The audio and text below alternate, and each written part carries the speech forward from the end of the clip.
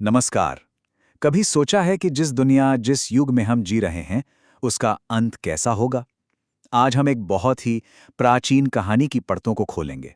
एक ऐसी कहानी जो हमारे भविष्य की एक झलक दिखाती है।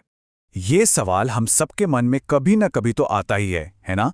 कि जब कलयुग यानी पाप का ये युग अपने चरम पर पहुंचेगा तो क्या होगा?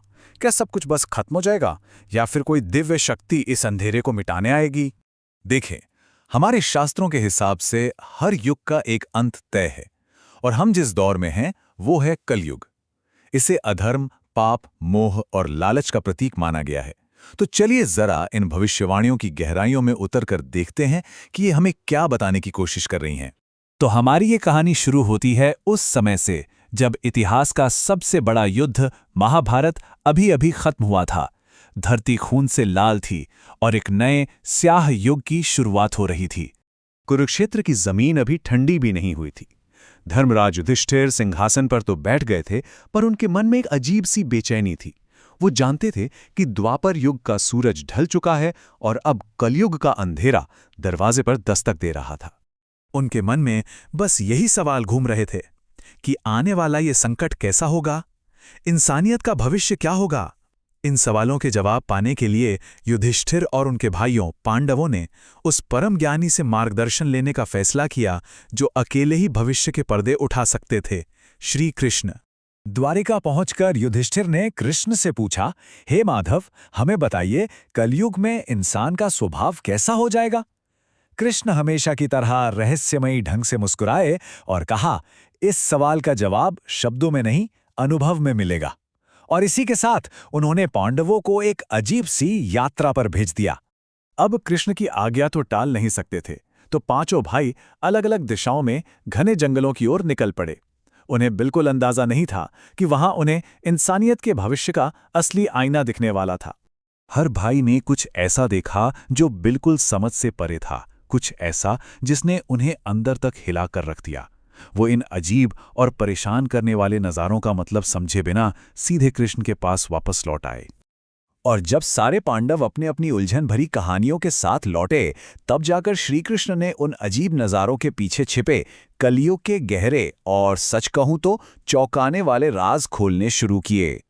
अब यहां जो बात है वो बहुत ही दिलचस्प है कि कैसे हर अजीब नज़ारा एक बहुत बड़ी भविष्यवाणी थी। युधिष्ठिर ने जो 2 सूंड वाला हाथी देखा, वो उन शासकों का प्रतीक था जो दोहरी चाल चलेंगे, दिखाएंगे कि प्रजा का भला कर रहे हैं, पर असल में दोनों तरफ से उन्हीं का शोषण करेंगे। अर्जुन का वो पक्षी जिसके पंखों पर तो वेद लिखे थे, पर वो मांस खा रहा था, वो उन विद्वानों को दिखाता है जिनके पास ज्ञान तो होगा पर दिल और कर्म दोनों भ्रष्ट होंगे।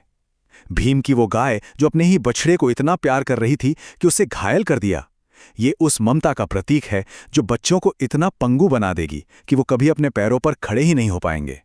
सहदेव का वो सूखा कुआं ये दिखाता है कि लोग बाहर से कितने ही अमीर क्यों न हों, पर उनके दिलों में दया और करुणा पूरी तरह सूख चुकी होगी।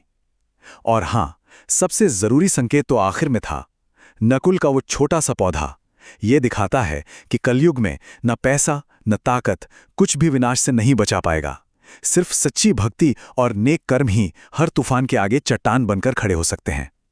कृष्ण ने साफ साफ कह दिया कि ये सिर्फ कोई डरावने सपने नहीं हैं, बल्कि ये आने वाले समय की हकीकत का एक ट्रेलर है, एक बहुत गंभीर चेतावनी कि अगर इंसान ने अपना रास्ता नहीं बदला तो उसका भविष्य कितना भयानक हो सकता है।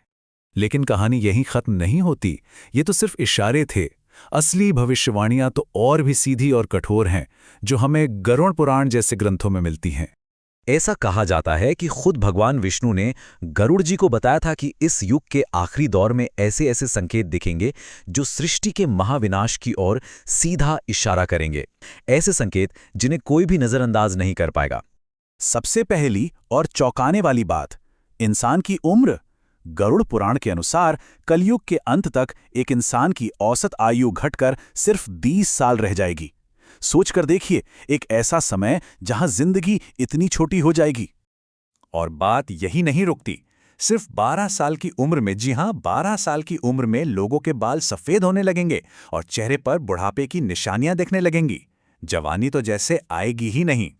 और शायद सबसे दुखद और परेशान करने वाली भविष्यवाणी ये है कि लड़कियां महज 8 से 9 साल की कच्ची उम्र में ही बच्चों को जन्म देने लगेंगी। इससे न सिर्फ उनका बचपन छिन जाएगा, बल्कि आने वाली पीढ़ियां भी लगातार कमजोर होती चली जाएंगी। तो जाहिर है इसका असर समाज पर पड़ेगा। सामाजिक ढांचा पूरी तरह बिखर जाएगा। रिश्ते प्यार से नहीं, सिर्फ मतलब से चलेंगे। पूजा पाठ, धर्म कर्म, ये सब लोग भूल जाएंगे और समाज में सिर्फ लालच, धोखा और कपट का अंधेरा छा जाएगा। और जब इंसान इतना गिरेगा तो प्रकृति भी अपना संतुलन खो देगी। पेड़ों से फल फूल गायब हो जाएंगे, बारिश न होने से भयानक अकाल पड़ेगा, और जो थोड़ा बहुत अनाज उगेगा भी उसमें न स्वाद होगा न कोई पौष्टिकता। हालत इतनी खराब हो जाएगी कि लोगों के पास जीने के लिए सिर्फ बकरी का दूध ही बचेगा। ये सारे संकेत, ये सारे भविष्यवाणियां हमें एक ही तरफ ले जाती हैं, एक महाप्रलय की ओर, एक ऐसे महाविनाश की ओर जो सृष्टि की हर चीज को खत्म कर देगा। कहते हैं कलयुग के अंत की शुरुआत तब होगी जब आसमान में एक नहीं बल्कि 7-7 सूरज एक साथ उदय होंगे। उनकी असहनीय गर्मी से धरती जलकर राख हो जाएगी और फिर शुरू होगी 100 साल तक लगातार मूसलाधार बारिश, जो पूरी पृथ्वी को एक विशाल महासागर में बदल देगी और इस पर मौजूद हर जीवन को खत्म कर देगी। लेकिन रुकिए, इस भयानक कहानी में एक बहुत बड़ा मोड़ है। ग्रंथों में कहा गया है कि ये महाविनाश असल में कोई अंत है ही नहीं, ये तो एक तरह की कॉस्मिक क्लीनिंग है, एक शुद्धिकरण की प्रक्रिया। जब धरती पर पाप अपनी सारी हदें पार कर जाएगा, तब इस सृष्टि को साफ करने के लिए ये होना जरूरी हो जाएगा।